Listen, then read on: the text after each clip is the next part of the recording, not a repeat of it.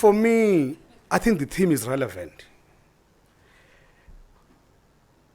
Inclusive, building a resilient and inclusive economy for South Africa.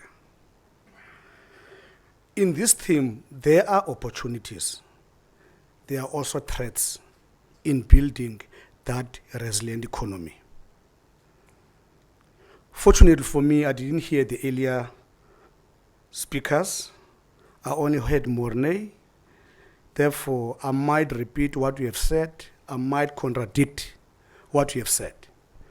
But that means a robust dialogue around this issue. Are we building this resilient economy for whom? Some might say for us. But once you underline resilient, you mean sustainability. Therefore, it means for the future. We cannot be selfish when we debate this topic, building a resilient economy, an inclusive one for South Africa. As a mega diverse country, perhaps my focus will be more about our natural capital, because we believe it underpins our economy. You mess with that capital, you are compromising that resilience. You are compromising that inclusive economy for the country. Therefore, we need to look at the natural capital. Is our natural capital stable? What message do we want to convey out there about it? Are our ecosystems stable? I have two thoughts about it, because we can be alarmist to say tomorrow ecosystems will be gone. It's still a message about the future of the economy of this country. That's a doom and gloom message. Perhaps it's still fine. You can convey a message of hope that our natural capital is a future for the economy of this country.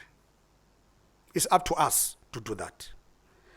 I've read two documents. They were interesting to me. The Environmental Outlook of South Africa. There are chapters that I was tempted to refute. Refuting them based on what I've read, what is the available science supporting some of the statements. In the Outlook report, there are things say some of the ecosystems, I think it's in KZN, they'll be disappearing soon. I've read a second document produced by us, by our scientists, our National Biodiversity Assessment. It also gives some hope, but there are also chapters that say ecosystems in Northwest will disappear by 2050. For me, you need to give people hope for them to look after the asset. Because if it's a message of doom and gloom, they might compete for it, for now, for themselves, not caring about the future. Therefore, we need a balanced approach or message when we talk about our natural capital. I know when we exaggerate the threat, perhaps it's a fundraising mechanism. You get more money if you say they'll disappear tomorrow. But you might still get some funding if you say there's hope, they are stable. Let's do proper interventions in order to build that resilient economy. There's a talk of green economy in our country, even globally. I've listened to different interpretations. I normally say to my team, let's talk about green economy. The green economy is about our natural capital. But the other green economy is mixed with other things. Technology, I agree, it needs to be there. We need to talk about green economy. What do we need to invest on if we want to build that resilient and inclusive economy? I saw in the slides, Dr. Mornay spoke about the conservation estate, that expansion. Perhaps it's one intervention that will give us hope to expand our estate.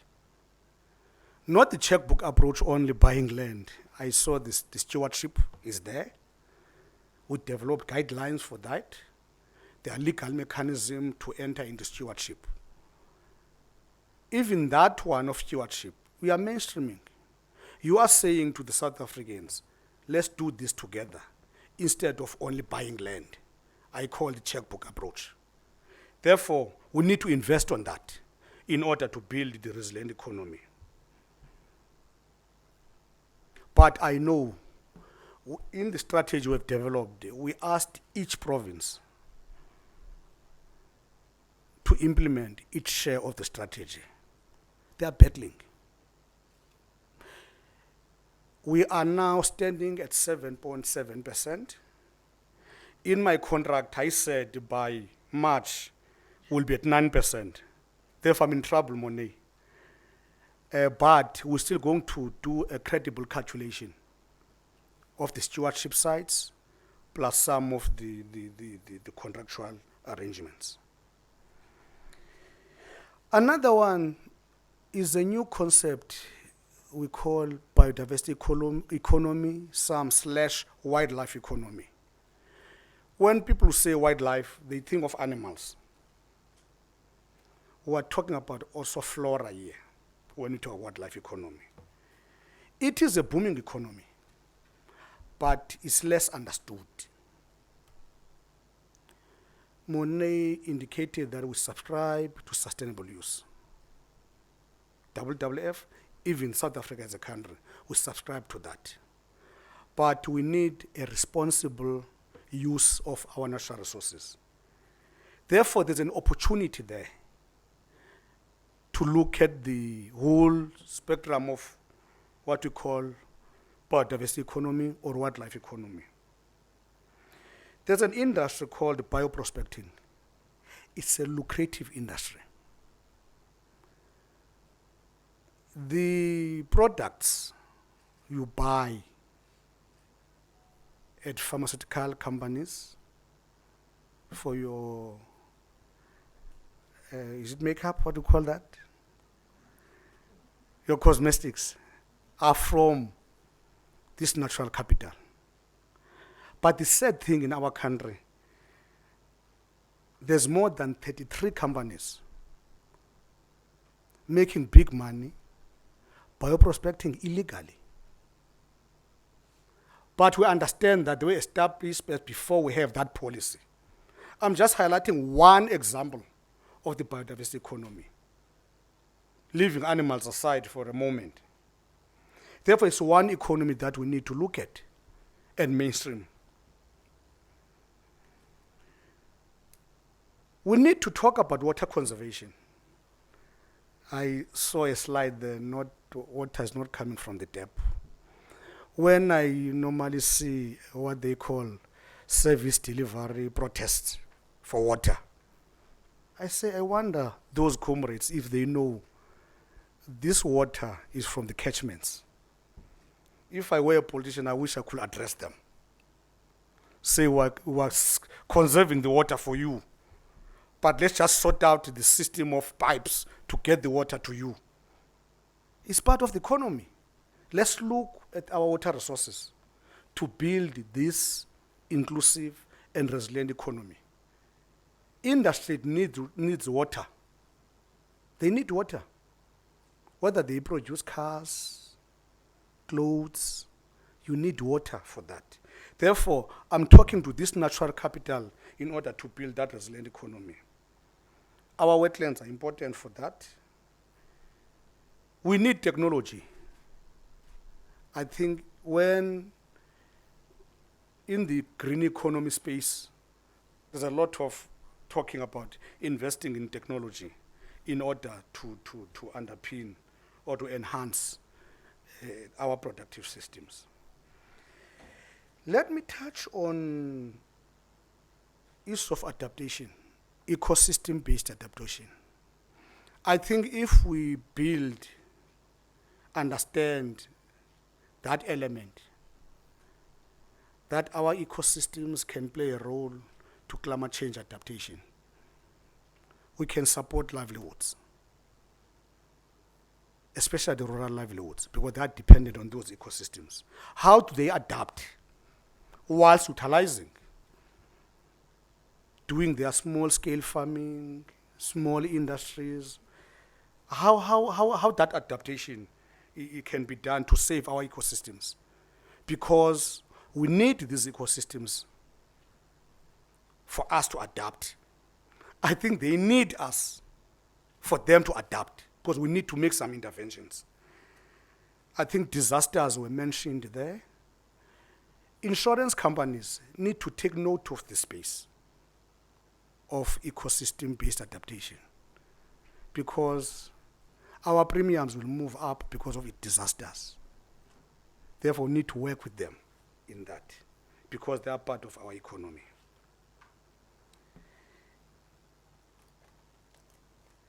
Again, do we talk of rural economy or urban economy? Is there such a thing?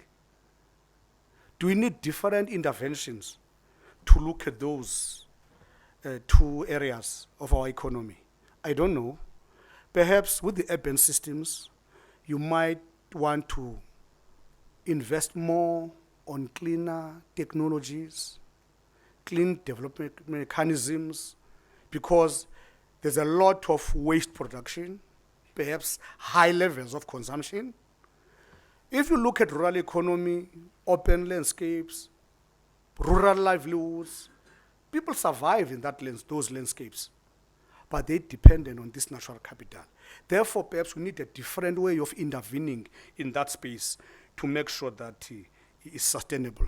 Therefore, we need to consider different approaches, different strategies, so that we can achieve a sustainable consumption and production. We need to continue with this dialogue. As I indicated earlier, building an inclusive and resilient economy for whom in South Africa? Perhaps for us and for the future. Therefore, perhaps this theme we should continue talking about whilst we consume, because we can't stop consuming. But the bottom line, we need sustainability. Let me just touch on one big sector which is perceived to be a threat to environment. Fortunately, in my capacity, Chair, I engage a lot with that sector, deliberately so, the mining sector. When people think of mining, they say it's a disaster. I don't know. But the bottom line, we need to engage. We've started with the offsetting program. We have offset guidelines. We're going to develop a policy. Perhaps not to make it to law, the use of offsetting. I can cite some examples where we're engaging a mining company. We have agreed on some offsets because you have seen acid mine drainage. It was off the balance sheet when that mining took place. I hope I'm correct, Morne. It was never in the balance sheet. When they did their sums to say we're going to make a profit here, there was no item for acid mine drainage to say how much it's going to cost. Why can't we talk about those externalities now? The off-balance sheet discussion for the future. I think we need to look at that. Accept that our mining sector is a growing sector. It creates jobs. Therefore, you cannot just close our eyes to say we don't want it. Let's sit down and talk about those impacts. How do we do the offsetting? We can do better. It can contribute to expanding our estate. They can assist with rehabilitating our threatened ecosystems. Therefore, we need to work together. Mr. Musa, this thing of rhinos, I was not expecting to talk to the speciest approach here, but I think it's relevant. Monet touched on it, and then the chair encouraged me to look at this. The worry is a polarized topic, but we are saying there are no wrong answers, also no correct answers. But we need to do something. We need to work together. We are losing animals. Perhaps we need to invest on real issues. I know soft issues, they have an element of sustainability. But there are things happening in the trenches out there. Perhaps we need to invest in area integrity to make sure animals are not killed. Do we deploy more army? More special forces? More rangers?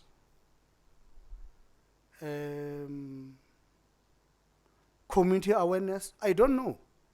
Because we are attempting to do all of these things, but we are losing animals. Therefore, perhaps doing the same thing every day is not a solution. CITES is a trade convention in endangered species of fauna and flora. Is a trade convention. We do have other conventions like the CBD, the Ramsar, the migratory species, desertification. We talk about ecosystems, we talk about indigenous knowledge, research is part of that, but CITES is supposed to talk about trade issues on these endangered species of fauna and flora.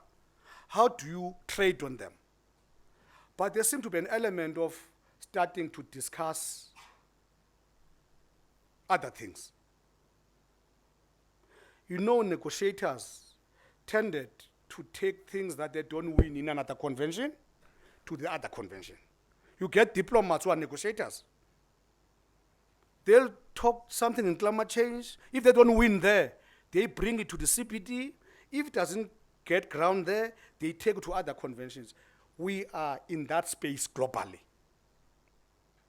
When it comes to rhinos, our successful conservation history, especially on rhinos, is coming to haunt us. I suspect criminals, it doesn't mean they don't enter the parks in Zimbabwe, parks in Botswana, parks in Zambia, Tanzania. Perhaps the effort is less when we enter South African soil. We enter Kruger as a criminal, we are guaranteed to get an animal. You enter a park in Zimbabwe, you get nothing. You get out tired. Therefore, there's that element. That's why numbers are higher. What the target? But being a target, you must lead back in the dialogue. The issue of trade in rhino horn in CITES was like a taboo. And then we said, let's talk about it. We went in the last COP with the purpose of saying, let's talk about it. Because we are losing in South Africa. Nobody else. We are losing our heritage as a country. Therefore, you cannot keep quiet, doing the same things every day, but we still lose animals. Personally, I was opposed to talk trade. But we developed a rhino safety and security strategy in 2010. But the trend of killings continued. We didn't put trade there. You can read that glossy strategy that we're implementing. There's nowhere do we put that trade. And then we said,